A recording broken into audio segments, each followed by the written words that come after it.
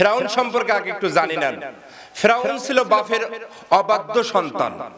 বাড়ির থেকে যখন বের করে দিয়েছে, তিনি সর্বপ্রথম কাজ নিল তরমুজের খেতে।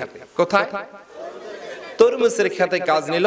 ওখান থেকে তার সাথে একজন সঙ্গী ছিলেন, সেই সঙ্গীর সাথে পরামর্শ করে কিছুদিন পরে একটু চান্স পেলেন। চান্স পেয়ে গোরস্থানের দারোয়ানের ডিউটি নিলেন।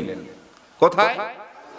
গোরস্থানের দারোয়ানের ডিউটি নিয়ে দিনের বেলায় মানুষ কবরে রাখে যায়, রাতের বেলায় ফেরাউনের কাজ হলো কাপড়ের কাপড়গুলো চুরি করে সকালবেলা ধোয়া, সম্পূর্ণ পরিষ্কার করে বিকেলে মার্কেটে নিয়ে যা বিক্রি করে দেওয়া। মানুষের গা থেকে কাপড়গুলো চুরি করতে করতে ফেরাউন অনেক টাকার মালিক হয়ে গেল। ও মুসলমান, জানেন সেই সময় রাষ্ট্রের মধ্যে কিছু দরিদ্র লোক আছে, এরা করের টাকা দিতে পারে না রাষ্ট্রকে। করের টাকা না দিলে রাষ্ট্র চলবে না। এই করের টাকার জন্য মানুষের কাছে যখন চাপ দিছে, ফেরাউন সেই সময় সুযোগে সদ্ব্যবহার করেছে। রাষ্ট্রের যা রাষ্ট্রপ্রধানের সাথে সংলাপ করলো, সংলাপে বললেন, দেখেন রাষ্ট্রপ্রধান, আমি অনেক টাকার মালিক, ব্যাংক ব্যালেন্স ইনশাআল্লাহ আমার টাকা দিয়ে এখন ভর্তি, আমি টাকার অনেক পাহাড় করাইছি, আমি কিছু টাকা গরিব গুনার মাঝে এরকম বিতরণ করতে চাই, বিলিয়ে দিতে চাই। বলে, এটা তো ভালো কথা, আপনি গরিব গুনার মানুষের টাকা দিবা, এটা ভালো কথা কিনা ভাই? ভালো কিনা? পরামর্শ করবে, ঠিক আছে দাও। রাজ্যের সমস্ত লোকগুলোকে ডাকা হলো, সেমিনার করা হলো। বললেন, আমাদের মধ্যে একজন দানবীর আছে, সেই দানবীর আপনাদেরকে সাহায্য করবে, আপনাদের করের টাকাগুলো দিবে। জনগণ উৎফুল্ল হয়ে গেল। একেবারে ভালোবাসার মানুষ হিসাবে আমার নেতা, তোমার নেতা, এইরকম নেতা স্লোগান দিয়ে সামনের দিকে আগিয়ে নিল। ফেরাউনের লোকজন স্লোগান দিল যে এটাই তো আমাদের নেতার দরকার, এই নেতা ছাড়া তো আমাদের হচ্ছে না। ঠিক আছে, আপনি আমাদেরকে দান করেন। টাকা নিল, জনগণ টাকা নিল। টাকা নিয়ে কি করলেন? কিছুদিন পরে ওই এলাকার মন্ত্রী মারা গেছে।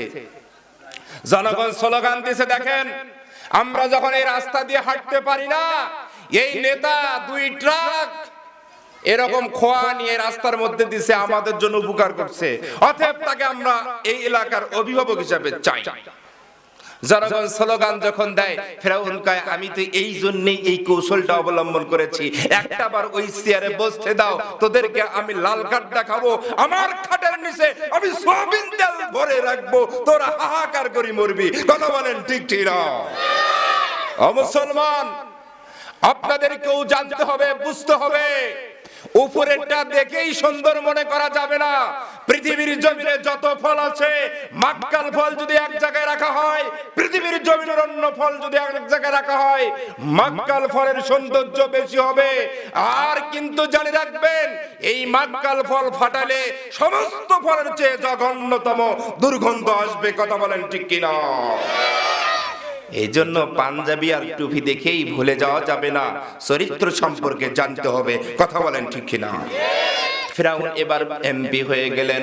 এমপি হইতে হইতে ভালো টাকার মালিক যখন, একে তো আর এমপি রাখা যায় না, মন্ত্রীর দায়িত্ব দেওয়া হবে।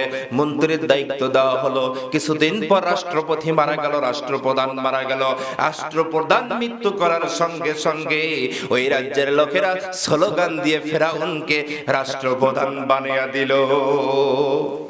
রাষ্ট্রপ্রধানের দায়িত্ব যখন পাইল, ঠিক তেমনি রাজ্য যখন পরিচালনা করতে শুরু করলো, মুসলমান, ফেরাউন ঘোষণা করে দিল, এই রাজ্যের মধ্যে আমার চেয়ে শক্তিশালী আর কেউ নাই, আমার চেয়ে বড় লোক আর কেউ নাই, আমার চেয়ে বড় মেধা শক্তিবান ব্যক্তি আর কেউ নাই।